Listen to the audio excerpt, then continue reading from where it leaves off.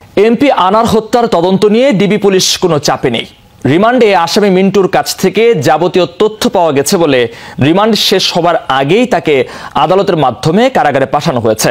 তবে গ্যাসবাবুকে আবারও রিমান্ডে আনতে আদালতের কাছে চিঠি দেওয়া হয়েছে। দুপুরে ডিএমপির অতিরিক্ত কমিশনার হারুনুর রশিদ সংবাদ সম্মেলনে এসব কথা বলেন।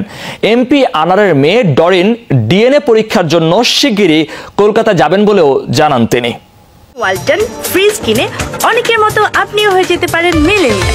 সেরা পণ্যের সেরা অফার। ঝিনাইদহ জেলা আওয়ামী লীগের সাধারণ সম্পাদক সাইদুল করিম মিন্টু গ্রেপ্তারের পর এমপি আনার হত্যার তদন্তের অগ্রগতি থমকে গেছে এমন ধারণা করে আনার কন্যা ডরিন দাবি করেন মিন্টুকে বাঁচাতে চেষ্টা চলছে। তাকে ছাড়ানোর জন্য পরিকল্পনা করা হচ্ছে, প্রচেষ্টা করা হচ্ছে, অনেকে চেষ্টা করছে। তবে ডিবি পুলিশের দাবি রিমান্ডে যাবতীয় তথ্য পাওয়া গেছে বলেই মিন্টুকে কারাগারে পাঠানো হয়েছে।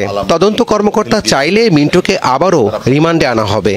কোনো প্রেশার নেই, আমাদের প্রতি নির্দেশ হচ্ছে মামলাটার জন্য নিরপেক্ষভাবে তদন্ত করা হয় এবং আমি মনে করি আমরা নিরপেক্ষভাবে আমাদের ডিবির চৌকস টিম তদন্তকারী কর্মকর্তা রাত দিন 24 ঘন্টা পরিশ্রম করছে, আরও যে আসামি আছে তাদের গ্রেপ্তারের চেষ্টা করছে।